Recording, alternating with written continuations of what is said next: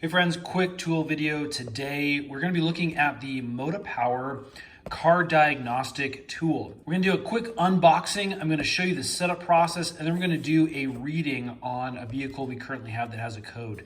So stay tuned, that's coming up right now.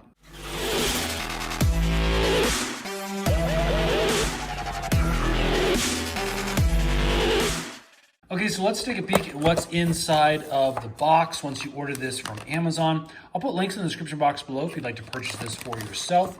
Basically, we have an instruction manual, and we also have the main unit. You can see it has a nice big screen for those readings, as well as our wiring harness to plug into our diagnostic port on our vehicle. You have roughly a couple of feet of length, so should be plenty for most vehicles. Okay, now these diagnostic tools are powered by your car. Once you put this into that little diagnostic port, that will give you enough power to be able to walk through the setup process. So let's head out to the truck and let's walk through the setup. Okay, so we are out here in my Nissan Titan.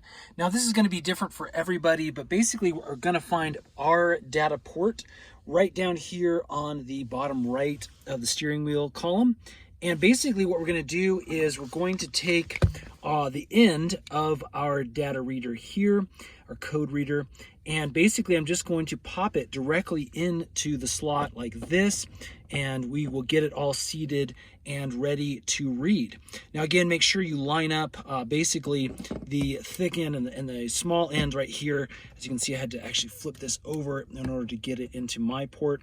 Now again, we need to have the engine in the off position, so I don't even have the key in.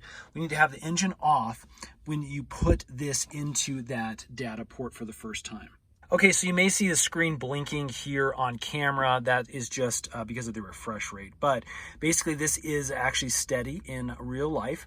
And as you can see, I don't even have to have the car engine on. This is automatically going to come up in the initial configuration stage. So it's right now it's sucking energy off of our car's battery. So just remember that you don't want to leave this in for long periods of time. It will drain that battery. It would take a long time, but it does drain that battery. Okay, so let's go ahead and adjust the settings right off the bat here. Basically what we can do is we can use our little down arrows right here. And basically I'm going to start pushing down. And as you can see, that moves through our different options. This is the setting option. I'm just going to click OK. So first thing we can do is set up the language. I'm going to click OK on that one. As you can see, we have multiple languages here to choose from. We're obviously going to stay on English. Let's click OK. We have unit of measure. Let's click OK on that one. I actually want to do English, so I'm going to go ahead and click on that.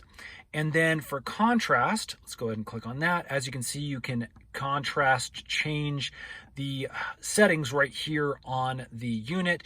That's if you need it to be a little bit darker, a little bit lighter based off of your light. Go ahead and click OK. We're looking good here on the setup process. Let's go ahead and go back to our main area. Okay, now remember the vehicle has been off this whole time. So let's go ahead and crank the engine on. There we go, it fires up. And this is now ready to read our codes. So what I'll do is I'll go ahead and scroll down to this OBD. Let's click OK. And as you can see, it's linking to the vehicle.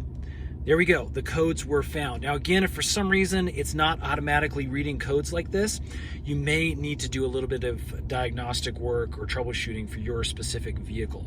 But again, on this Nissan Titan, this is a 2013, it seems to be working great. So let's go ahead and read the codes by clicking OK.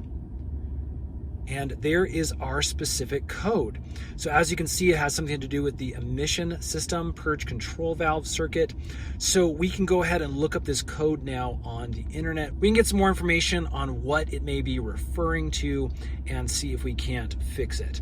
So then obviously if we've made the fix, we would want to erase the code. So let's go ahead and click OK. And as you can see, we have another option to erase the codes right here. I can come down, I can click OK on this.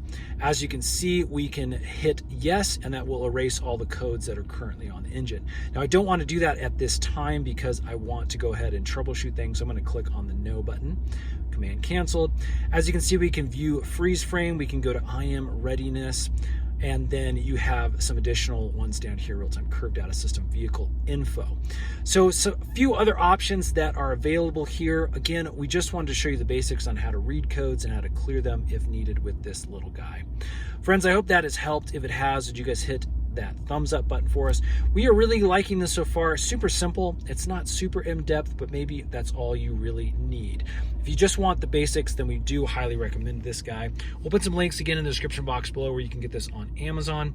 Stay tuned. We're making a bunch more of these tech tutorial videos as well as vehicle tutorial videos for you. Those will be coming out soon. Subscribe, and we will see you again on the next one.